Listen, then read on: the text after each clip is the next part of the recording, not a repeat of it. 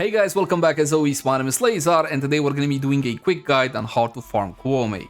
As soon as you log into the game, you're probably going to be getting a message from Saya. If you're not getting a message from Saya, you remember her from down on Cetus, that means that you might have not completed the two prerequisite quests that you need in order to get access to Koumei's quest.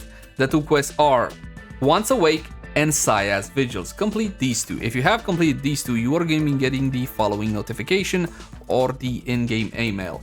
Another way to check is to go down to Cetus, then simply fast travel to Kanzu. Saya will be sitting right next to him and give you the quest. Said quest will be sending you to the shrine, and when you get to the shrine, essentially the quest is completed. You're going to be getting an access to a brand new game mode.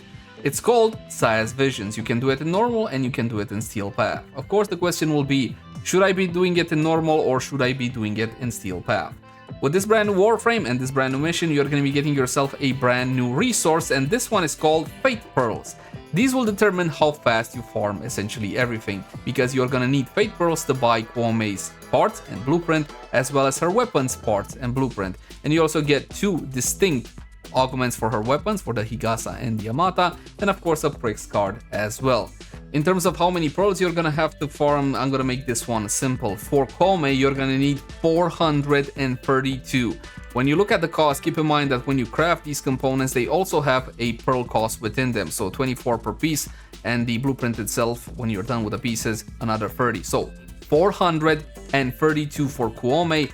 As for the weapons, it's the same story here. They do have additional pearl costs within them. If you take a look at any of the components, look at that, 14, and the blueprints for the weapons, another 5. So 317 pearls per weapon. 317 pearls per weapon.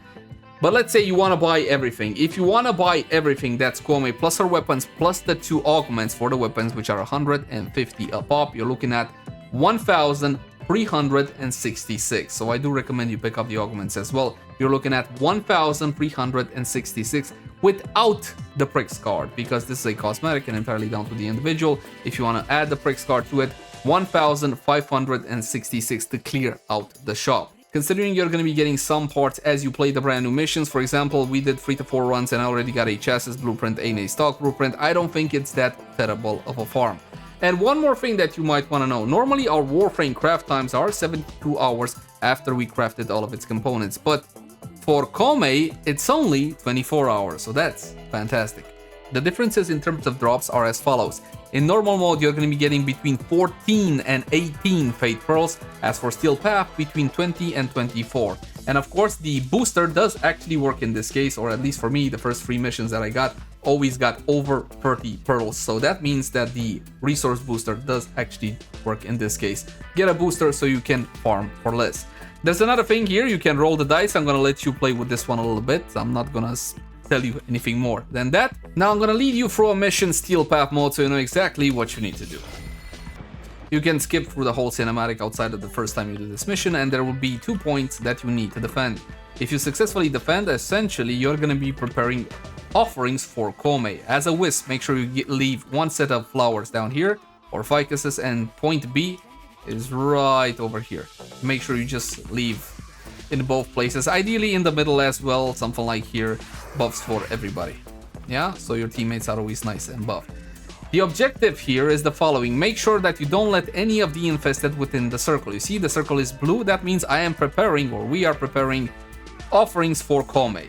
If the circle is red like it is right now in point A, that means that the preparation will be halted. The more infested you let into the circle and you kill them slower, that means your offerings are going to be taking longer to prepare, and you need a total, as you can see in the upper left portion of the screen, a total of 5 offerings. The infested in Steel Path are level 100 and something. They're very easy to kill for the most part, and in normal mode they're like level 12 or something like that. In any case, I would not consider either of these too difficult. When the preparation is complete, you get to pick up the offering, you get to use your secondary weapon, and you just simply go to the shrine. That's kind of the basis of first phase of the mission. Ideally, you would get something like Agara, for example. Agara can keep enemies out if her shield is strong enough. Something like a Nova would be fantastic here as well. A Wisp works. Essentially, there are plenty of Warframes that can do a good job. If you fancy yourself a Saturn player, if you like something like big AoEs, then sure, Saturn as well, that can work. From what we tested so far, we just let our survivability in the hands of Wisp plus Dante, and everybody else can be utility and damage. It's not that big of a deal. In terms of damage, what kind of damage you should build here on your favorite weapons? Then gas and blast. Yes, they are weak to gas and blast. So there you have it. Normally in this phase, when you just kill trash, it's not really all that hard to essentially annihilate anything with somewhat of a meta weapon, or prefer off meta. This is my new core.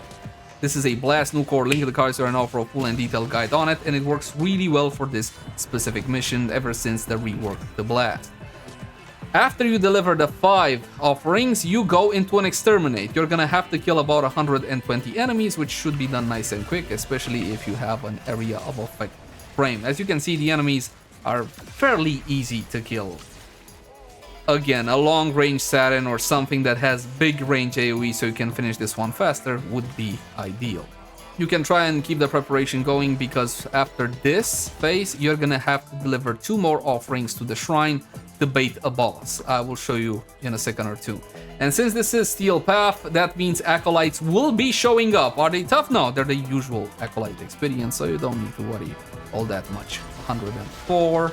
Oh, one more thing that we noticed. Apparently, there's a lot more enemies at A point than B point, so put your A-listers at, well, A point, ideally. You see on the screen, you got the Infested Oni, which means the Infested Demon, in case I missed my guess, and it's a big centipede-looking thing. Hit it, my friends, hit it with what you got, like we talked about before. You know how to build your weapons, and you're gonna be able to melt this one down. In terms of defense, from what we noticed so far, this one seems to have the same defenses as an Acolyte, in the sense that status weapons don't do fantastically well versus it. As you can see, it has a cap of maximum 4 statuses of a type at a single time on the Infested Oni. After this phase, after you destroyed half of his HP, you're gonna have to deliver 2 additional offerings to bait it out again. Usually about this point, an Acolyte should show up as well. So we're gonna be taking one of the offerings. That's why it's important to keep on doing the offering. And that's it. We baited out the Infested one, or the Infested Oni again. And essentially, rinse and repeat from what we did last time. It only has 2 health bars in Steel Path. I think in normal it has only 1, but I could be wrong. In any case, it's not something I would call difficult by any stretch of the imagination for anybody that is somewhat versed in the ways of Warframe, and if you follow my builds, you know exactly what you're doing at this point. You melt this guy down, and at a certain point you're gonna be, or should be, getting a visit from the Acolyte as well. Or not. It might just not spawn, if you're unlucky. It's good to kill the Acolyte because you get 1 additional arcane.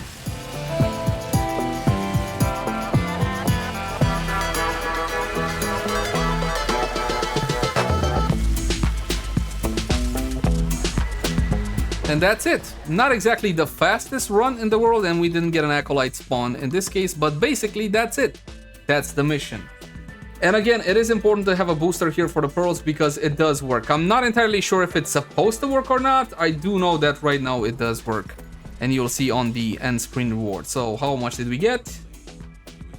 We got 44. So that means we rolled a 22 in Steel Path. And again, for Steel Path, the roll on pearls will be between 20 and 24.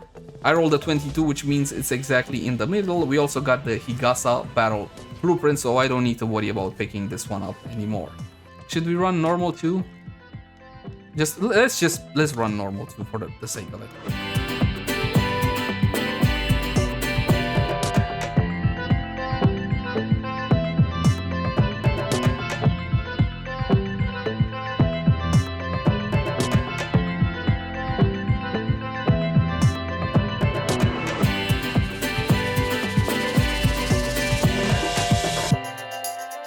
And that's it for normal, which was significantly faster. That took 2 minutes and 58 seconds for 32 pearls. So if I have that, I rolled a 16. To compare to Steel Path, that took 5 minutes 15 seconds. The thing is, the Oni doesn't have the level of defense in normal that he has in Steel Path. In Steel Path, you're gonna take a while to chunk him down. However, in normal mode, he's just like poof, and he's gone. Based on this alone, oh, by the way, also got Koumei chassis blueprint. Based on this alone, it might be more advantageous for you to simply run normal. It's a lot faster, it's less stress. If you get stressed by Steel Path, that is. and it can be extremely efficient, as you can see. In terms of actual drop percentages for the pieces, because you might be wondering regarding, hey, maybe Steel Path has a higher percentage drop chance for the chassis, blueprints, etc., or all the other components. I found no information that would suggest that whatsoever. So I think the chances to drop when it comes to components, yeah, is the same between normal and Steel Path. For all intents and purposes, at this rate, normal would just be better. Unless, of course, we fine-tune our weapons and warframes in order to one-shot or two-shot the demon.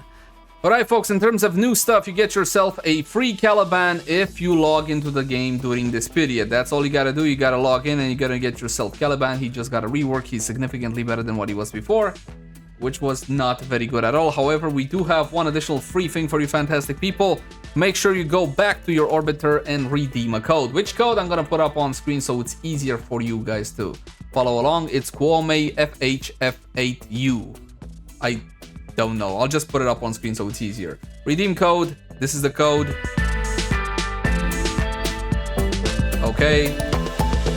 You get Galantine, Urusugatra, Tempo Royale, free day affinity booster. Of course, with these codes, you're also going to be getting an email that details the items you just got a little bit better. So the affinity booster, it's a free day affinity booster, even though it doesn't say it here. You get the Galantine, you get the Urusugatra, subjectively speaking cool, and you also get Tempo Royale. Again, 100% for free. Just use the code. And I do believe, my friends, that's it. As always, my name has been Laser. Like, favorite, and subscribe only if you enjoy the content. Happy farming, and I'll catch you guys in the next one. Ciao, ciao.